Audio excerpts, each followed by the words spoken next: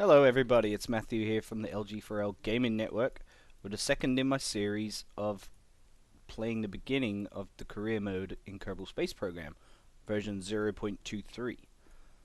So, if you've seen my previous video, you'll remember that I was using a lot of small fuel tanks. To be specific, these FLT 200 fuel tanks. I was using a lot of those with purely a booster at the bottom, and launched that up as high as I could go, brought it back down safely, and managed to bring back the Kerbal with plenty of data to unlock some new stuff. So with the unlocking now done, we have a decoupler, we also have a different liquid fuel engine, and we also have bigger fuel tanks. So what I did was remove the FLT 200 fuel tanks, which I'm clicking on here, and replace them with FLT 400 fuel tanks, which you can see contain more fuel, about double. It's purely cosmetic really, but that's what I did. And then that's pretty much where my ship's at now. Now what we also unlocked was the mystery goo containment. So what I'm going to go ahead and do now is attach that to the top of my ship, the command capsule. And by doing that, when we eventually launch it and recover it, we'll have all the data from the mystery goo and uncover a lot more science. So I'm just going to go ahead and launch this now. And my aim here is going to be to try and get this into orbit. It's pretty difficult without RCS, but I can get it at least into the upper atmospheres of space. So here we go. Basically we want to hold down shift to power up our throttle, make sure all our stages are correct. Parachutes last, decoupling of the fuel tanks from the command module is second, and firstly we want to lift off. So let's go ahead and press space, and we're off. Now basically here you just want to use the WASD keys. As I mentioned in my previous video, there is no RCS at this stage. Just turn it on for good practice, press the R key. But you can quickly lose control of your ship at this early stage in the career mode. So essentially use the WASD keys to keep your ship central like I'm doing now. You can use this nav ball at the bottom to guide you with that. You know, if you see the orange marker going down a little bit, you press the S key and that kind of forces it to straighten up. Now a good idea is to aim for about 8,000 meters, something like that, and then start tilting your ship to the right by pressing the D key. And what that will do is hopefully this orange marker on the nav ball at the bottom will begin to travel across this line to the 90-degree point on the nav ball. So I'm going to go ahead and start doing that now. Trial and error will teach you whether you need to do it earlier or later, or if this is the right time. But this is basically the beginning of trying to aim for some sort of orbit.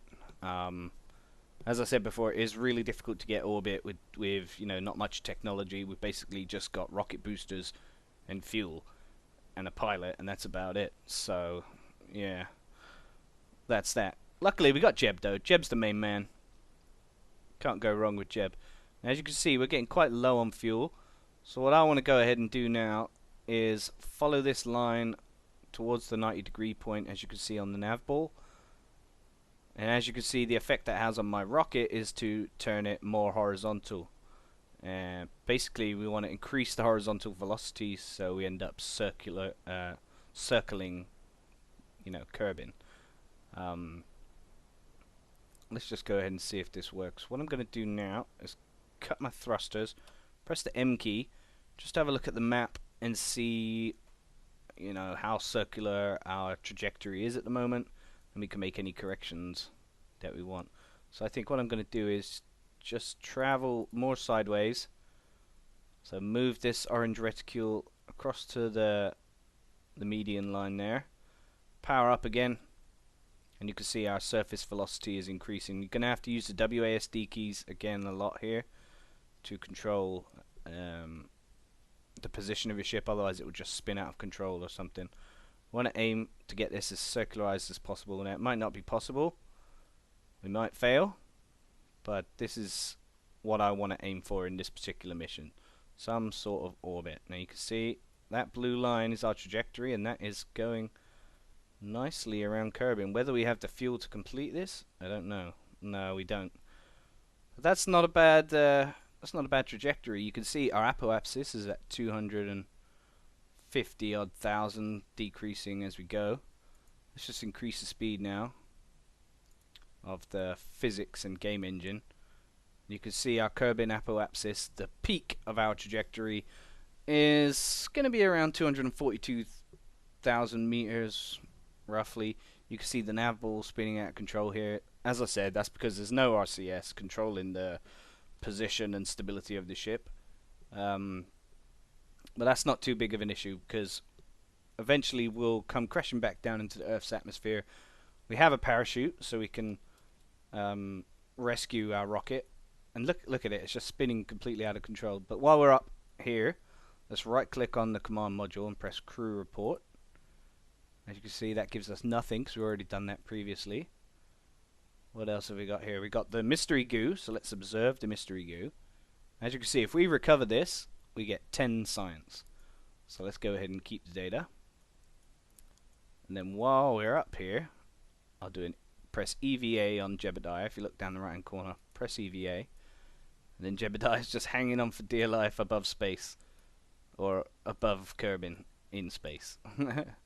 Then go ahead and right click on him, press EVA report. As you can see, if we recover him or transmit it, we get another 8 science. So I'm going to go ahead and transmit that. We haven't got any transmission technology on board, but that's not a problem. Get the EVA report, keep data, press F as it instructs there to board back on the ship. And now when we right click on the command module, you'll see we have stored data. So that's good. As you can see at the top of the screen, our Kerbal is still traveling out into its peak trajectory, or its peak height of its trajectory, and soon enough we'll be coming back down to Kerbin, and we'll be able to recover all that data. I'm just going to go ahead right now and review that Kerbal data. So we get 10 there. Okay, good. And that's about all we can do. So if we just want to speed this up, so we begin crashing to the Earth, or the Kerbin. So we're throttled up. We need to cut our throttle by pressing the X key, and then just press speed up. Any one of these arrows up here on the top left hand corner. As you can see, we're coming back down to Kerbin quite fast, so I've slowed it back down to 1 times speed. And now I've gone back up to 10 times speed because it's going too slow for me now. And as you can see, we're flying across the surface of Kerbin. Watch your altitude on this top instrument up here. And in fact, it slowed it down automatically for us to 1 times speed because we were plummeting too fast, and we got to like a cut-off point. We got to a cut-off point where it said, okay, you're going to crash if you carry on. It's kind of like a fail-safe measure in the game. But since we've used up all of this fuel, we don't need that anymore. So to make our landing easier, let's just go ahead and press the space key and separate our command pod. Now that's that. You can see our rocket, our fuel just flying off into the distance there, nicely silhouetted against what I'm going to call the Milky Way. And again, I want to speed up time so we come quicker down to the surface of Kerbin. Now, at about, let's say, 1,000 meters is when we will want to open our parachute. You can see our rocket is taking a bit of a battering as it enters the atmosphere of Kerbin, but that's okay. If you right click on the goo canister, we can observe that again as it's going through there, and we get 7 data. It's getting very cold, even though it's going through such a heating up process. It's getting cold, so that's kind of interesting. It's kind of really nice graphics. I like, I like this. You can see the light coming over the horizon of Kerbin there. And essentially, as I was saying, once you get to about 1,000 meters altitude, you want to open your parachute and just get ready for a safe landing. Because Kerbin has an atmosphere, you can see our speed towards the surface on this bottom central instrument is decreasing rapidly. But a lot of planets don't have any atmosphere, so they won't slow you down any significant amount, so you'll need to use rocket fuel. But in this case, we're okay. That's slowing us down. The reason I mention that is because if you open your parachute when you're going too fast, then the parachute will just tear right off, and it won't help you at all. So I don't know. It looks like we're going to land in the ocean here. I think that's the best thing. Okay. I'm coming down now. Just speed it up a little bit more to 2 times. As I said, when we get to about 1,000 meters, I'll open the parachute. So I'm just going to go ahead and do that now. And watch our speed decrease. Eventually the parachute will open at 500 meters. And our speed to the surface now is at 6.9 meters per second. And there we are. We've landed in the water. Nice. So again, we can do another crew report. Do we want to overwrite the existing crew report? No. So that's pretty much that. We can go ahead and press escape.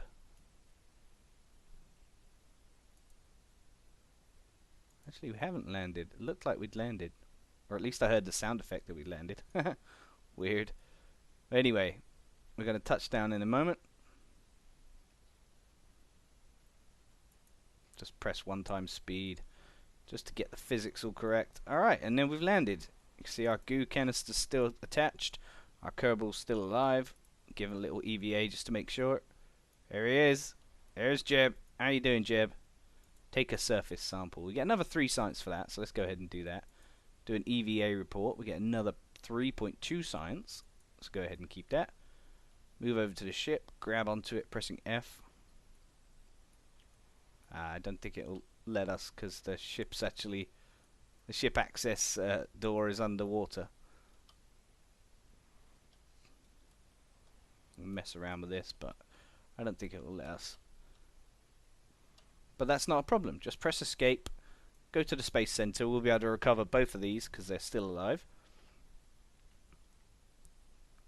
So let's go back to the Space Center when it loads. And recover our valuable data. So let's go ahead to this building with the 3 radar dishes, or 3 telescopic dishes. And then you can see on the top left hand corner here, flight's in progress, help 2. That's the name of my rocket. That's splashed down. So I click on that. That kind of highlights where it is. I press recover in the bottom left hand corner. Recover the vessel. And as you can see, plus 16.3 science earned on this mission. So go ahead and press done. And Jebediah Kerman's still out there in the water, so let's recover him also. Press recover. And again, we've got another plus 6.2 science earned on this mission. Let's go ahead and press done. Good. Now we go back and exit. We'll take a little look, see how much data we've got now. Maybe that we need to do a little tweak to the rocket. Perhaps we can get it further out into space, get some more data. But let's see how much we've got and how much we need to get our next unlocks. Okay, so to get advanced rocketry, we need 45 science. We've only got 31 at the moment. To get general construction, we need another 45 science. To get stability, so you get like winglets, little aerodynamic nose cone, and a radial decoupler, is 18 science. And survivability, little fuel engine, some landing struts, and radial mount parachute, you get that's 15 science. So with this 18 science, I'm going to go ahead and unlock the aerodynamic nose cones, I think, with the winglet and the radial decoupler. Now, this is where you have to kind of make your own choice. You could do another mission and save up. Perhaps, you'll have enough to unlock these that are 45 science each. But for me, I want to go for the winglet, aerodynamic nose cone, and radial decoupler. So 18 science, click on that, boom, and we've got it. The good thing about that is that has now opened up flight control. So now you can see we only have 13 science left, but once we reach 45 science, then we can unlock the inline reaction wheel, which will enable your rocket to stop spinning out of control so much when you're trying to get it into orbit. and things like that. So I hope that's helped you a little bit on your path towards success in the career mode.